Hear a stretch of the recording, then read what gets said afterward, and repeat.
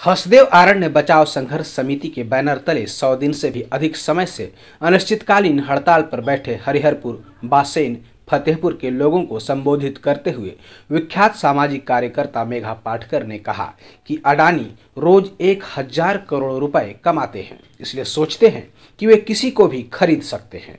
औजार बनाने के लिए लकड़ी चाहिए, यदि आप पीछे हटें और पैसों से बिक गए तो यही औजार पेड़ों को काट डालेंगे। सजग रहिए, सतर्क रहिए, एकजुट रहिए। मेघा पाटकर ने युवाओं को संबोधित करते हुए कहा, आप लोगों को पहले अपनी ओर ये लोग मिलाते हैं और आपके बहाने सभी को मिलाकर अपना रास्ता बनाते हैं। आप भी सतर्क रहिए। जल, जंगल, जमीन, अपनी संस्कृति बचाने की लड़ाई है। हम एकजुट रहेंगे, जीतेंगे। आज शहर हो कि गांव हो, आप आदिवासियों के ही त्याग पर हम लोग जी रहे हैं, आपकी मेहनत पर और आपकी निस्वार्थी। आपने कभी लालच नहीं दिखाई। जो सुनीता ने कहा कि पत्ते जैसे वैसे उड़ जाएंगे, तो मुझे याद आई डॉक्टर ब्रह्मदेव जी शर्मा जी। वो हर बार कहते थे कि अगर पत्ते जलाए भी तो एक चाय भी नहीं बन सकती है, हमको तो लकड़ी चाहिए अगर चाय बनानी है और रोटी सेकनी है तो। सही है कि नहीं? पत्ते वो काम करेंगे नहीं, पैसे की नोट काम करेगी नहीं।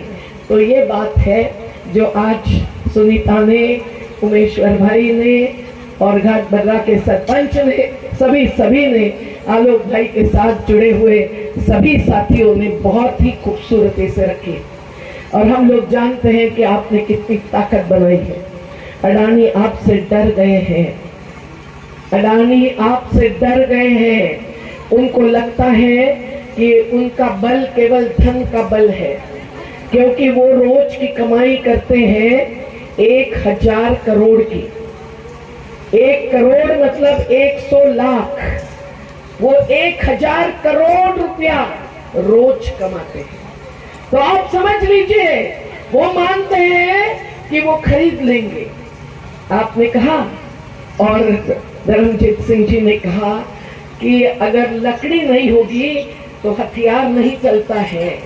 अडानी का वो हथियार है पैसे का, लेकिन आप अगर वो पैसे को छुएंगे और लकड़ी बन जाएंगे तो फिर कुल्हाड़ चलेगी और पूरे पेड़ रात भर में काटने का काम वो आगे करेंगे, अपनी जिंदगी भी काट डालेंगे। ये आप होने देंगे क्या? आप होने देंगे? नहीं। तो फिर जोरदार नारा लगाएंगे, पूंजीपतियों की जागीर नहीं, ये देश हमारा है। पूंजीपतियों की जागीर नहीं, पूंजीपतियों की जागीर नहीं। मैं देखती हूँ कि महिला हर कोई हाथ उठाती है, पर भाई लोग कुछ थोड़े से देखते हैं और इसीलिए हम भाइयों से डरते हैं, क्योंकि अडानी भाइयों को फंसाते हैं। हमारे युवा साथी कईयों ने कहा कि अगर उनको ऐसे सपने लगेंगे जो शेख गुलाम रसूल जी ने भी कहा, कश्मीर से कन्याकुमारी तक एक ही बात चलती है, कुछ लोगों को पकड़ लेना, पैसे के बल पर खरीद लेना और फिर बाकी गांव को घेर लेना। क्या आप ऐसी बात होने देंगे? नहीं। मेघा पाटकर ने कहा कि कांग्रेस ने ही 2006 में वन अधिकार कानून लाया था और उन्हीं के प्रदेश की सरकार उसे यहाँ लागू नहीं करती, तो इससे बड़ी विडंबना क्या हो सकती है। कांग्रेस के बड़े नेता राहुल गांधी, जिन्होंने इस आंदोलन को समर्थन दिया, जिन्होंने इसे बचाने की बात इस क्षेत्र में आकर कही थी, और फिर कैसे प्रदेश सरकार नहीं सुन रही है। जब मुकेश अंबानी और अनिल अंबानी के बीच में सुप्रीम कोर्ट में फैसला चला, तब वरिष्ठ अधिवक्ताओं ने ये बात साबित करके दिखाई थी कि इस देश के सभी कानून ये कहते हैं कि जो खनिज संपदा है वो तो सार्वजनिक संपदा है। सरकार खुद को खत्म कर रही है और अगर उनकी कुर्सी लीलाव कर दे अडानी अंबानी को तो फिर चलेगा हमको, लेकिन आदिवासियों का जंगल, सभी नागरिकों का पानी, भूजल सहित, बांध के जलाशयों सहित, जिसके लिए आपने इतना बड़ा विस्थापन भी किया, उसको दे देना ये कभी भी मंजूर नहीं हो सकता है।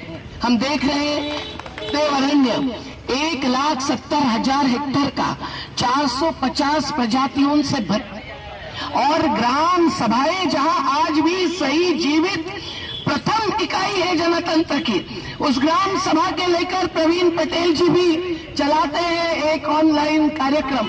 लेकिन ऑफलाइन ग्राम सभा की पूरी प्रक्रिया, कुमार चंद्र माली जी बैठिए, सुवर्ण रेखा के नदी घाटी से आए हैं जहां भी इतना संघर्ष चल रहा है। ग्राम सभा के अधिकार के लिए किसने लाया कानून? भूपेश बघेल जी, क्या पता नहीं आपको कि आपके ही पार्टी में इतने सारे कानून लाए? वन अधिकार कानून 2006 किसने लाया? क्या उसका अमल हो गया है हसदेव अरण्य के क्षेत्र में? मुझे लगता है कि राहुल गांधी जी को भी मालूम नहीं होगा, वो जरा बाद में आए, फिर भी उन्होंने तो इस आंदोलन को समर्थन दिया, हसदेव अरण्य बचाने की बात की।